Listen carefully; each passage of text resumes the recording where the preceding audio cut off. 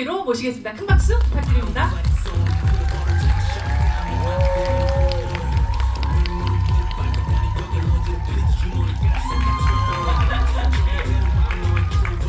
네. 먼저 자리 하시고 그럼 또 이제 이야기 나눠볼까요? 네.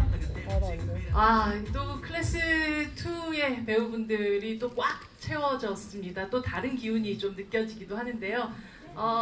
왠지 또 뭐 1교시와는 또 다른 느낌이기도 또 합니다. 네, 마치 처음 오늘 수업 들어온 것처럼 네, 첫 인사 부탁드립니다. 지훈 배우님부터. 네, 안녕하세요. 약한형 클래스2에서 연신 맡은 박준입니다. 네. 안녕하세요. 저는 박구민 역을 맡은 려우입니다. 반갑습니다. 네, 고맙습니다. 네. 안녕하세요. 서준태 역을 맡은 최민영입니다. 네. 안녕하세요. 금성재 역의 이준입니다. 반갑습니다. 네. 네, 안녕하세요. 최흠한 역할을 맡은 유수빈입니다. 반갑습니다. 네, 안녕하세요. 나백진 역할을 맡은 배나라입니다. 반갑습니다. 고현탄 역할을 맡고 연기한 민재라고 합니다. 안녕하십니까? 네, 약한형 클래스2 극본 연출을 맡은 유수민입니다. 네, 약한형 클래스 1과 같은 역할을 맡은 클래스 2의 한준입니다. 반갑습니다.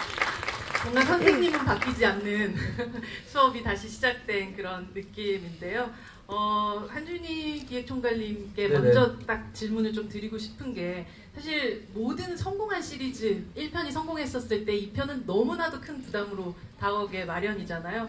흔히 말해서 소포머 징크스라는 것들이 있기도 하고 네네. 그런 어떤 걱정으로부터 자유로워지기 위해서 가장 믿었던 게 무엇이었는지 궁금합니다. 자유로울 수는 없겠죠. 근데 이제 그랬던 것 같아요.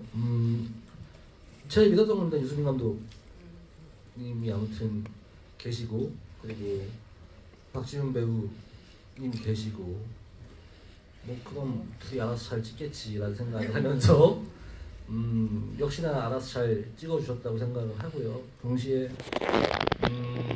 유 감독님이 했던 얘기가 되게 기억에 남더라고요. 인터뷰했을 때 원을 넘으려고 하는 것이 아니라 잘 이어지게끔 하려는 유 감독님의 어떤 그 올곧은 성정과 비슷한 그 생각으로 인해서 투를 또 잘 해나갈 수 있었지 않았나 싶습니다.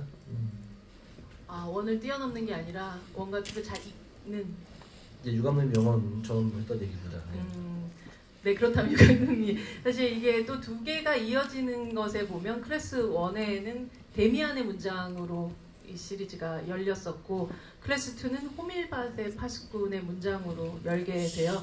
사실 이 두 작품은 성장 소설의 고전이라고 할 만한 그런 작품인데 이 작품의 문장들로 이 시리즈들을 각각 시작하게 됐었던 이유를 좀 듣고 싶어요.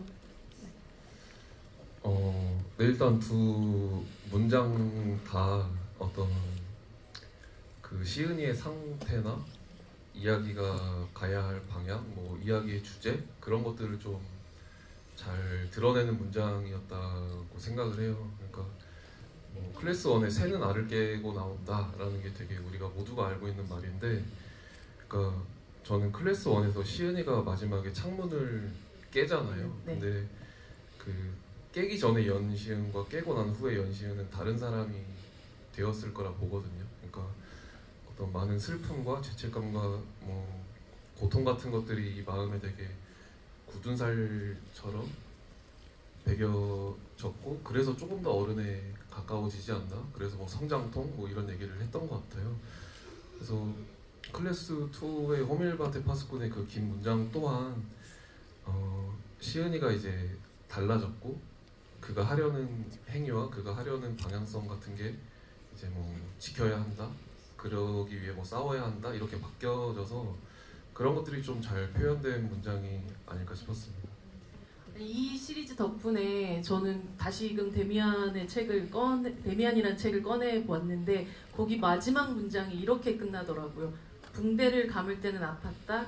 이제 그와 완전히 닮아 있었다. 나의 친구이자 인도자인 그와. 라고 끝나는 문장이 있었어요. 사실 시은은 어느덧 되게 수호를 닮아 있다라는 느낌을 받게 되는 것 같아요. 그리고 수호가 했던 말들은 고스란히 시은이 입으로 또 뱉기도 하고요. 정말 내 마음의 수호 저장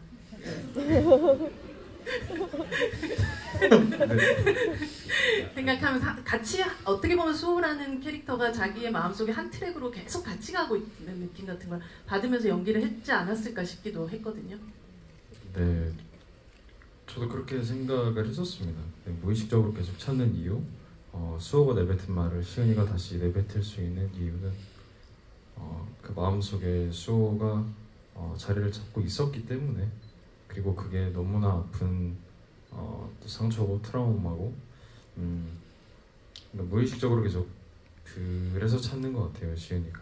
네, 알게 모르게 또 닮아가는 느낌도 있는 것 같고, 네, 좀 그런 생각이 들었습니다. 준태에게 뉴턴 제3법칙을 알려주고 복도에서 대사도 없이 잠깐 생각을 하다가 한숨을 한 번 쉬고 이렇게 가는 장면이 있잖아요. 그때 시은은 무슨 생각을 했을까 궁금하더라고요. 그러니까 왜 이제 어쨌든 시은이는 아픈 상처를 가지고 전학을 왔는데 사실 친구를 사귀고 싶지 않았을 거예요. 근데 자꾸 왜 이렇게 친구들과 이어지려고 하는 기미가 보일까? 왜 자꾸 이 친구를 왜 자꾸 신경 쓰게 될까? 약간 이런 감정이지 않았을까 하는 그런 시은이의 약간 알게 모르는, 그게 뭐지, 짜증일 수도, 자기 자신에 대한 짜증일 수도 있고요. 좀 복합적인 감정인 것 같습니다. 네. 친구도 싸움도 다시는 하고 싶지 않았었던. 네. 그런데 이 친구에게 자꾸만 뭔가 시선이 간다 그래야 될까요? 뭔가 이렇게 알게 모르게 자꾸 신경 쓰이게 되는 그런 부분이 있었을 거라고 생각합니다. 네네네. 이 바쿠라는 캐릭터는 참 복잡한 캐릭터예요. 어떻게 보면 처음에 보면 되게 덩치 크고 힘 좋은 바보 같은 느낌도 좀 들고 되게 구수한 삼촌미가 좀 느껴지기도 하다가 모든 아마 친구들이 바쿠를 보면 되게 열등감을 느끼고 좀 동경하게 될 또래의 멋진 친구, 멋진 놈 같은 느낌. 거기다가 되게 무시무시한 인간병기 같은 파워도 가지고 있는 되게 다양한 모습을 품고 있는 캐릭터란 말이죠. 이게 그냥 배우로서는 이게 기여 변동이 되게 쉽지 않았다, 쉽지 않을 것 같다라는 생각이 드는 되게 챌린지가 큰 그런 캐릭터가 아니었을까 싶거든요. 정말 쉽지 않았습니다. 많이 어려웠고